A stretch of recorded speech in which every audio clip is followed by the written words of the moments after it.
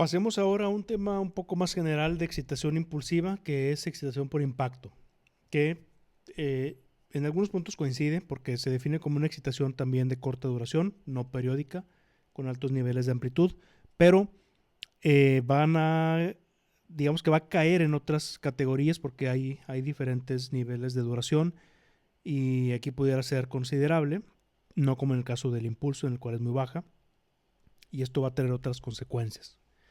Algunos ejemplos de impactos, como vemos aquí en esta imagen, pues un automóvil que pasa por un tope, terremoto, un barco que pasa por una ola muy grande, martillazos, impactos, prensas en general, explosiones, aterrizajes, entre otros.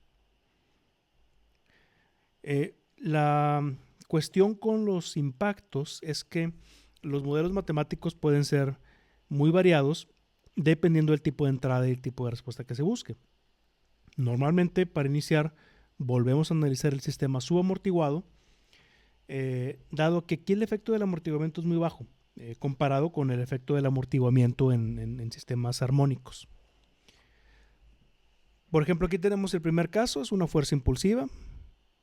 Este caso es una aceleración por la base también impulsiva, un desplazamiento de la base en forma impulsiva. Y este caso, ahora sí, es una aceleración impulsiva por la base. Este primer caso pudiera representar el de una prensa que genera impactos. Este segundo caso, el de un automóvil que pasa por un tope y se mueve la base. Y este tercer caso, el de una caída libre, por ejemplo, un sistema que impacta con el suelo y se genera un cambio inmediato en la aceleración. Las ecuaciones diferenciales, aunque tienen la misma forma, tienen ligeras variantes. Entonces, debido a eso en la literatura nos vamos a encontrar con que la excitación y la respuesta se representan de forma genérica con las variables g y nu respectivamente para tener esta ecuación de movimiento que, a diferencia de la ecuación anterior que manejábamos, en este caso se normaliza con respecto a la rigidez, no con respecto a la masa, es decir, se divide entre k. Por eso toma una forma ligeramente distinta a comparación de la anterior. Ahora bien, los impactos como tal, pues hay muchos tipos. Esta es otra cuestión que da mucha variedad al tema de respuesta al impacto, y es que podemos tener funciones ideales tipo pulso, por ejemplo, el pulso rectangular, pulso trapezoidal, la mitad de una función seno, solamente la mitad. El pulso tipo Haversine, que es un pulso trigonométrico también, es una función trigonométrica, pero que tiene las orillas redondeadas, a diferencia del pulso medio seno que corta, tiene una discontinuidad aquí, pulsos triangulares, dientes de sierra, etc. ¿Sí? Estos pulsos son muy usados en pruebas de vibración por impacto, hay normas que los definen y pueden servir para representar ciertos fenómenos de la vida real. En otros casos también tenemos, por ejemplo, pulsos exponenciales que suben muy rápidamente hasta su máximo y luego decrecen de forma exponencial.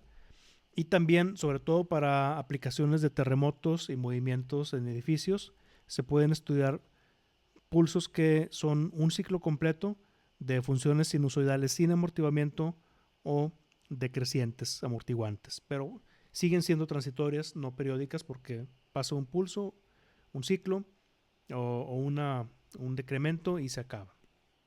En muchas ocasiones también se usan grabaciones de fenómenos impulsivos, sobre todo cuando estamos hablando de impactos complejos. Por ejemplo, a lo mejor el impacto en el transporte de un sistema, de un contenedor, tal vez por vía terrestre o marítimo. ¿Sí? Entonces, debido a esto, pues hay mucha variedad de excitaciones y se complica un poquito el tema de la respuesta al impacto. Es por eso que también se separa comúnmente el análisis de la respuesta al impacto, porque a diferencia de los casos anteriores, se comprende por una parte de excitación forzada, que es lo que ocurre mientras hay un impacto, por ejemplo aquí representado por la línea de color negro. Este es un impulso de tipo Haversine. En esa parte, en ese segmento de tiempo, la entrada es forzada, hay una fuerza externa. Pero una vez que termina, el sistema queda en vibración libre, entonces tenemos una combinación de ambos. También por esto, pues es que se divide en la parte de respuesta máxima, que es la respuesta máxima en cualquier instante. Según el tipo de pulso y su duración, puede darse la máxima durante el pulso o después. La relativa, que es la diferencia entre la entrada y la respuesta, sobre todo cuando hablamos de desplazamiento por la base. Y la respuesta residual, que es la vibración libre que ocurre una vez que el pulso deja de existir y el sistema queda oscilando a su frecuencia natural amortiguada. Algo bien importante aquí, y esta es la principal diferencia con respecto al tema del impulso, es la duración de los impactos, ¿sí? Vamos a definir una razón de periodos tau en t que representa la duración del pulso tau con respecto al periodo natural del sistema. A diferencia del caso de vibración armónica forzada, donde hablábamos de la razón de frecuencia R, omega en omega n, en este caso, por no haber una frecuencia sostenida de excitación, esa comparativa no tiene mucho caso. Entonces, como estamos hablando de un pulso de duración finita, es por eso que mejor comparamos con respecto al periodo natural del sistema. Y es de esta manera en la cual podemos definir si los impactos son de corta duración o no. Es decir, yo no puedo definir un impacto de corta duración en base a su tiempo absoluto, si dura un segundo o un milisegundo, ¿sí? Tengo que compararlo contra el periodo natural del sistema. Y en base a esto puedo definir cómo va a ser su duración. Es lo que le llamamos duración relativa. Normalmente, cuando hablamos de impactos, se dice que si los impactos duran, o más bien, si duran menos que 2 veces el periodo natural, se consideran como impactos. Si tienen una duración mayor a 2 veces el periodo natural, ya no se consideran como impactos. Esto puede variar un poquito, no es una regla válida para todos los casos, depende del tipo de pulso, el sistema en cuestión, etc. ¿Sí? Pero más o menos es una forma general de ver cómo el impacto puede ser de corta duración o de alta duración. De alta duración es cuando es mayor que esto, digamos que ya se aplicaría de forma muy lenta, casi estática, cuasi estática. Si estamos alrededor de la zona del periodo natural, o sea, si dura más o menos lo mismo que el periodo natural, estaríamos también hablando de una zona de amplificación, como lo vamos a ver ahorita en un momento. Y si es menor que, pues ese sería un impacto de corta duración. También podemos hablar de que la duración del pulso, pues como lo vemos aquí, tiene una influencia muy importante en la respuesta, ¿sí? Ahora sí, para pulsos cortos decimos que la forma del pulso, es decir, la función que lo representa, si es triangular, diente de sierra, rectangular, etc., no tiene mucha importancia en la forma de la respuesta. Pero si el pulso es de larga duración, ahí sí tiene importancia. Por ejemplo, vamos a analizar esta tabla que me da en la primera columna diferentes razones de periodo, desde un cuarto, 0.25, 0.5, 1, 1.5, 2 y 2.5. Y vemos la respuesta para 3 pulsos diferentes: rectangular, medio seno y Versign, o también Haversine, se le llama a veces de esa forma. Entonces veamos cómo para el primer caso, que son los pulsos más cortos, pues prácticamente la respuesta del sistema dada por la línea roja es la misma en los 3 casos, ¿sí? Otra cosa es que la respuesta máxima ocurre después del pulso. Esto es lo que conocemos como zona impulsiva o impactos impulsivos. Es decir, independientemente de la forma, tienden a la función delta. En este caso no se aprecia claramente porque las gráficas están normalizadas y los impactos siempre se ven de la misma duración, pero acuérdense que es un periodo. Entonces es una comparativa con el periodo. Yo puedo también variar el periodo aquí y al final esta gráfica está de forma adimensional. Entonces lo que sucede aquí es que la duración efectiva es más corta. Entonces al final, impulsos muy cortos, entre más corto sea el impacto, pues más se tiende a parecer a la función delta de Dirac. Es por eso que la respuesta máxima ocurre después de, y la forma del pulso pues, prácticamente no tiene nada que ver. Para punto 5 también se observa una tendencia similar, y es a partir de 1, es decir, de cuando la duración del impacto es igual que el periodo natural, que se empiezan a ver diferencias importantes. Sobre todo en el caso de la rectangular y de las funciones trigonométricas. En 1.5 las 3 respuestas son diferentes y a partir de aquí se van a notar marcadas diferencias en las respuestas a cada pulso diferente. Por eso decimos que los pulsos de alta duración, la forma de ese pulso sí es muy importante en la respuesta. ¿Por qué? Fíjense que en estos pulsos la respuesta va siguiendo de forma muy cercana a la entrada, y a medida que incrementamos la duración todavía es más cercano, ¿sí? Como se está aplicando muy lentamente el impacto, pues prácticamente la respuesta va igual que la entrada. Para entender mejor esto y para ejemplificar lo que está pasando aquí, hay una herramienta que es muy útil y se conoce como espectro de respuesta a los impactos, que se usa para diferentes cosas. Se usa para realizar pruebas de vibración, para evaluar la severidad de impactos, para seleccionar aislantes, y básicamente nos dice cómo responden los sistemas bajo impactos de diferente duración. Vamos a considerar de forma esquemática diferentes sistemas MK con la misma masa, con diferente resorte, desde uno muy suave hasta uno muy rígido, incrementando progresivamente. Las frecuencias naturales van en aumento y el periodo natural va disminuyendo. Todos estos sistemas están sometidos a la misma entrada por la base, un desplazamiento por la base. Entonces es el mismo, es un impulso de una duración definida, pero como todos los sistemas tienen diferente frecuencia natural y periodo natural, entonces todos van a responder diferente. La idea es esa. Vamos a observar este video para entender esto un poquito mejor. Cuando apliquemos la entrada, vamos a ver cómo responden los sistemas. Ahí podemos ver, todos responden de manera distinta. El más suave es el que menos se mueve, pero el resorte se deforma más, absorbe el impacto. Los del medio son los que tienen mayor respuesta. Y los últimos prácticamente no se deforma el resorte, se mueven igual que la base. Ahorita voy a volver a reproducir este video.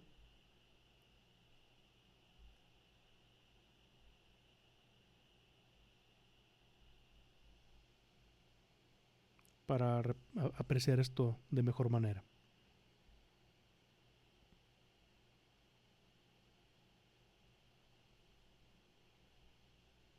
Vamos a ver.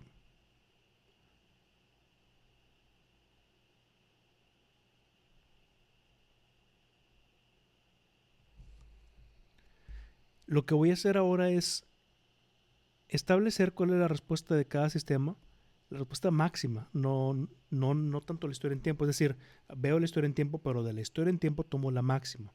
La máxima puede ser la máxima en cualquier instante, la máxima relativa o la máxima residual. Si hago esto, entonces tengo otra vez la familia de diferentes sistemas. Y cada uno de ellos, bajo el impacto, tiene diferente respuesta. Este sistema tiene su máxima que está dada por este punto. La coloco en esta gráfica. Esta gráfica es respuesta normalizada o factor de amplificación. Es decir, la respuesta new dividida entre la amplitud máxima del pulso G. Y para cada sistema voy a repetir esto. El siguiente sistema responde diferente. Tomo de aquí la máxima y la grafico. La grafico con respecto a la duración del periodo de cada sistema. Tau en T de este sistema, lo ubico aquí. Para el segundo, sistema 2, su razón de periodo, cuánto vale la amplificación, y lo grafico en ese punto, y lo voy a repetir para todos los demás sistemas. Y el resultado es el espectro de respuesta de impacto. Este es para una excitación de tipo Haber-Sein o Burst-Sein. Esencialmente la gráfica de respuesta del impacto es una gráfica de amplificación de la respuesta debida al impacto en función de la duración del periodo relativo, de la duración relativa del impacto. Y vamos a ver que tiene tres zonas importantes. La primera zona es la zona de los impactos cortos o impulsivos, que es básicamente la zona en la que cualquier impacto tiende a comportarse como una función delta, como una función impulsiva puramente hablando, ¿sí? La otra característica que tiene es que se caracteriza por tener un aislamiento, es decir, la respuesta es menor que la entrada. El factor de amplificación es menor que 1. Eso es lo que queremos. Muchas veces yo no voy a poder controlar la respuesta del impacto, yo no voy a poder controlar el impacto, pero sí las propiedades del sistema aislante que le voy a poner. Entonces, para lograr trabajar en esta zona, pues si no puedo mover la duración del impacto, tau, entonces tendría que jugar con el periodo natural. Tendría que ser un periodo natural de tal manera que la frecuencia natural del sistema sea baja, periodo alto, y pues por ende trabaje en esta zona de aislamiento.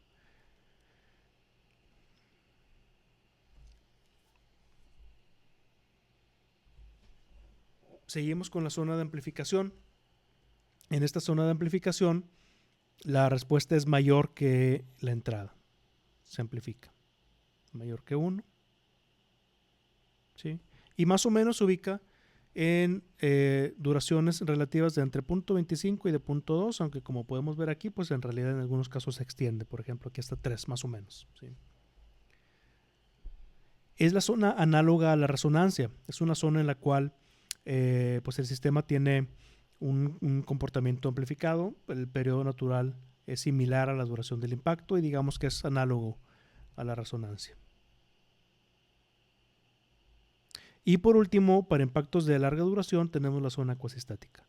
Son impactos que siguen de manera muy cercana la entrada, la respuesta sigue de manera muy cercana a la entrada, por ejemplo aquí, porque se aplican de forma muy lentamente. Imagínense que van en el carro y pasan un tope de forma muy lenta. Lo que va a suceder es que pues, el carro sigue el perfil del tope, casi sin moverse, solamente se desplaza la misma cantidad de movimiento dada por el tope, pero no hay una amplificación ni hay una reducción de la respuesta. Y otra cosa importante, como vimos en la animación del SRS, es que el resorte casi no se deforma, porque estamos aplicando la carga tan lentamente que pues no hay una deformación efectiva, ¿sí?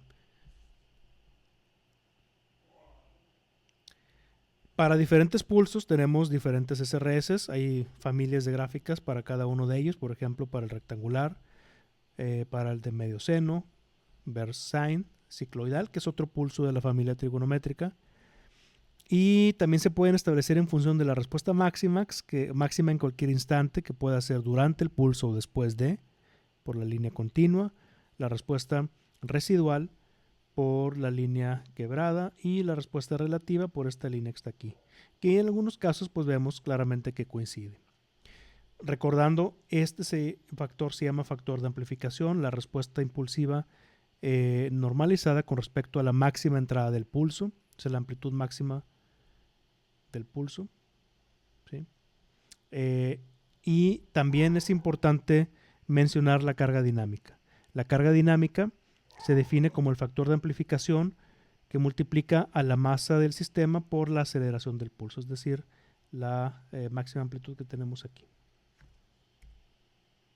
Y bueno, para terminar este tema, como a manera informativa, solamente tenemos respuestas exactas de la respuesta del impulso para ciertos casos. Por ejemplo, para los pulsos básicos, rectangular, medio seno y Bersine. Para otros también, pero estos son los más usuales, en los cuales yo puedo establecer la respuesta durante el impacto y después de.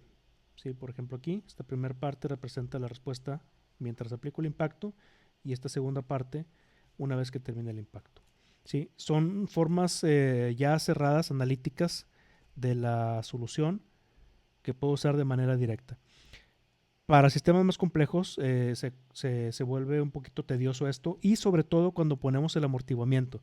Sí es posible tener soluciones analíticas para los sistemas con amortiguamiento bajo impacto, pero de plano se vuelve las expresiones se vuelven bastante largas de forma algebraica. Entonces, lo más usual en este tipo de análisis de la respuesta del impacto es trabajar con análisis numéricos, con solvers de las ecuaciones diferenciales numéricos, por ejemplo utilizando MATLAB, en el cual podemos de manera rápida establecer la respuesta durante el impacto, después del impacto y evaluar el SRS.